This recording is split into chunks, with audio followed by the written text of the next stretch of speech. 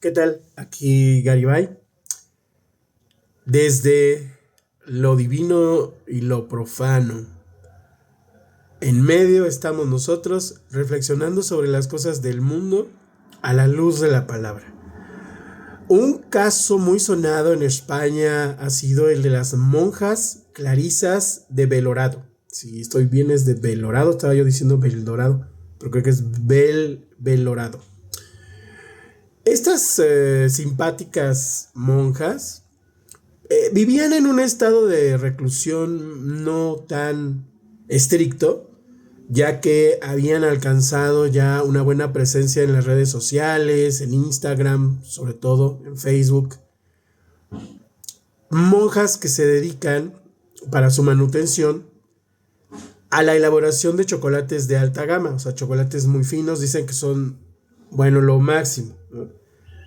Yo recuerdo que en México está la fama de las monjas haciendo el rompope, por ejemplo, ¿no? Y el chocolate, ¿no? Y que pues eso les ayuda a mantenerse, para mantener su misión, su ministerio. Y estas monjas, pues la verdad es que a primera vista se ven unas monjas agradables, divertidas, de muy buen ánimo. Pero ¿qué ocurrió con ellas? Que de pronto surge la noticia de que desconocen la autoridad papal. O sea, estamos hablando de monjas católicas que ya tenían una historia de verse contrarias a la autoridad papal.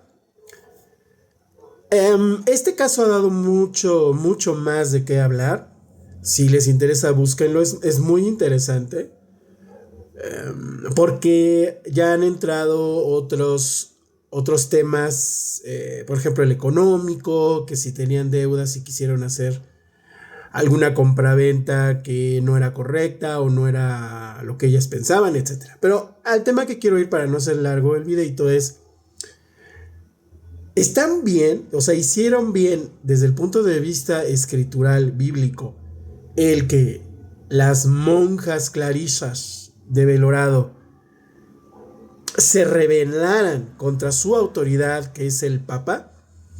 Bueno, ellas por diversas circunstancias y porque pues se ha dicho, se ha notado que tienen la influencia de una autoridad clerical que ha sido excomulgado.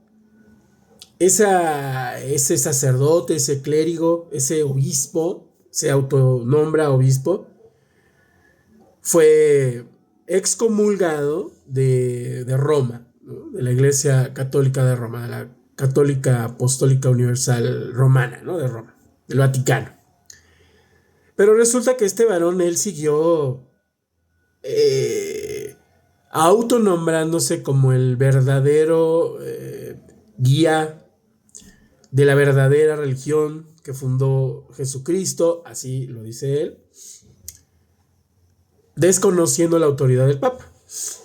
Las monjas anuncian esto, que no reconocen al señor Bergoglio como papa, e incluso varios papas atrás no nos reconocen. Creo que ni siquiera Juan Pablo II. Por diversas circunstancias doctrinales y de detalles, quizá incluso legalismos ya muy de la religión católica. Ahora, el punto. El hecho de que ellas se rebelen a la autoridad, ante la autoridad papal, ¿fue correcto? Si lo vemos desde el punto de vista de unas monjas que dependen y que están inscritas en la religión católica, pues no hicieron bien. Ahora, ellas alegan que estos papas ya no siguen, cambiaron muchas formas de pensar, la doctrina no es la misma, lo cual también tienen razón, pero eso ha existido. Cada papa o se adhiere y rescata lo que otro papa anterior hizo y se vuelve su sucesor, o viene a cambiar las cosas. ¿Por qué? Porque la esencia misma del catolicismo es que la autoridad es el papa, ni siquiera es la santa palabra, ¿no? No. Para Roma, la autoridad es el Papa. Y abajo del Papa, bueno, ellos dicen que la autoridad es la iglesia, no la palabra. Pero ellos, la iglesia no la refieren como que los congregantes. Ellos no refieren la iglesia católica de que la iglesia sean los congregantes, que etimológicamente eso es lo que es. No. Ellos a lo que se refieren con la iglesia es toda la estructura jerárquica del catolicismo. Y entonces ellos son la autoridad y ya luego son los fieles y ya luego son la gente que cree. Que se divide en muchas clasificaciones. Pero la autoridad es el organigrama de los sacerdotes, obispos, arzobispos, guaraguara. Y obviamente la autoridad última para ellos es el Papa, ni siquiera es Cristo. Porque ignoran o hacen a un lado la palabra. Ahora, fíjense ustedes qué confusión. Entran de una confusión a otra estas hermanas clarisas porque dicen, nosotros somos las verdaderas, somos la verdadera fe. O sea, todos los demás están mal. ¿Cuántas veces hemos escuchado eso, verdad? Perdón. En esencia, ¿están correcto lo que están haciendo? No, o sea, porque desde que estaban siendo monjas de Roma ya estaban mal. Ahora, si estabas de acuerdo a la religión católica, que es una religión muy en sí misma, muy singular, bueno, pero si nos abocamos a lo que es verdaderamente la palabra de Dios, la Biblia, no tiene nada que ver, como lo hemos dicho, la religión católica, no tiene nada que ver con la palabra. O sea, la religión católica es una cosa tan curiosa, tan enigmática, tan interesante, que millones y millones y millones de personas la reconocen a pesar de todos los defectos y de los escándalos, como la religión que me enseñaron mis papás, ¿no? Y como la gente no lee la Biblia, no empiezas a darte cuenta y dices, oye, pero lo que está diciendo la Biblia es totalmente diferente a lo que han dicho los papas. Y nunca hablan de la Biblia. Creo que el papa que menos habla de la Biblia es este papa que está ahorita. Él habla lo que él siente como cualquier persona, pero nunca habla escrituralmente.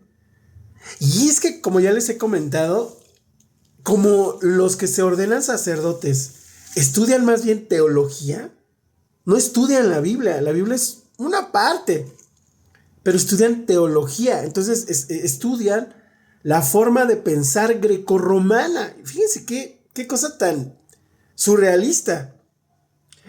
Una forma de pensar que es totalmente contraria a la Biblia, porque Jesús, Yahshua, no tenía una forma de pensar grecorromana. De hecho, Roma era es enemiga de Yahshua, de Jesús.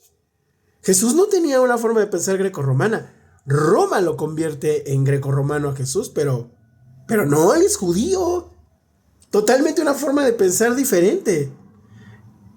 Es como les he dado el ejemplo, es como si dices, oye, los japoneses tienen una forma de pensar como nosotros los latinos. No, o sea, todo el mundo decimos, no, es una cultura totalmente diferente. Los hindúes o los indios en la India decimos, no, o sea, son costumbres totalmente diferentes. Pues así, mis amados, es el judío en frente a lo grecorromano. No es el agua y el aceite.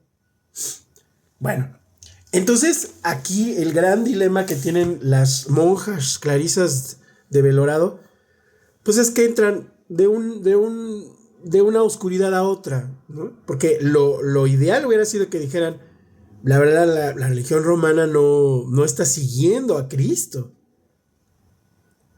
¿no? Pero no, o sea, simplemente dicen, desconocemos al Papa, pero además nuestra autoridad va a ser este varón que ha sido excomulgado y que él se pone muchos títulos, el duque de no sé qué, el vizconde de no sé qué, el ¿cómo ponen ellos? El eminentísimo, o sea, se pone una serie de títulos que la verdad el señor pues está mal, ¿no?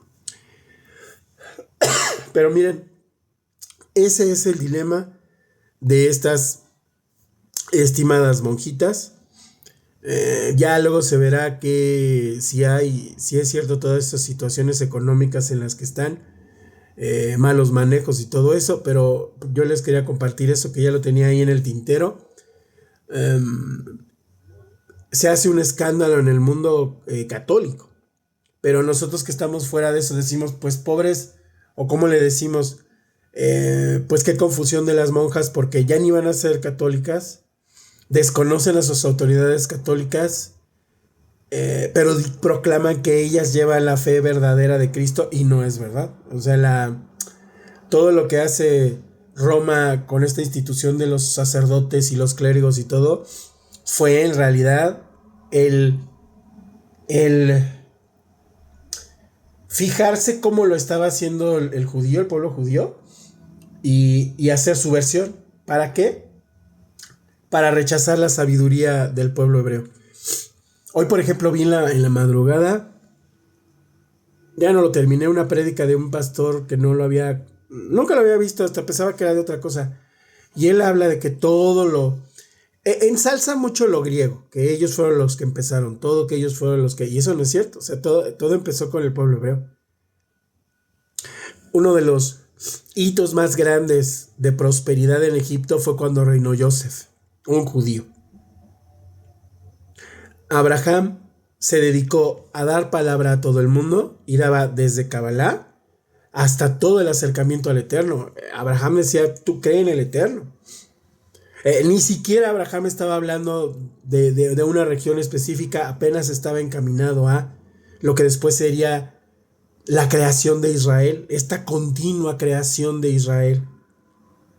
Pero toda la ciencia, todo el conocimiento en realidad vino de un hebreo. Pero como todo el mundo no quiso aceptar al pueblo judío porque creen en el verdadero Dios, o sea, porque eso ha sido, fíjense qué cosas. Todas las demás creencias están en contra de lo judío, pero entre muchas razones porque el pensamiento, la fe, o si incluso queremos la forma de religión más aproximada a lo que es lo que el Eterno nos ha mandado, viene del pueblo hebreo. Y viene específicamente también del pueblo judío. Perdón.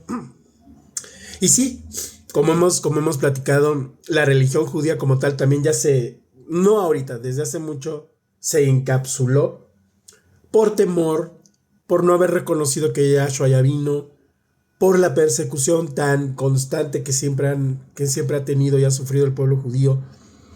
Pero ese es el otro de los dilemas del mundo, que el pueblo judío debe de abrirse más, ya lo ha hecho, y gracias a ellos que nosotros, que tuvimos eso en nuestro corazón, ahora lo aprendemos, lo queremos practicar sin ser judíos, ¿no? Pero he aquí una última cosa.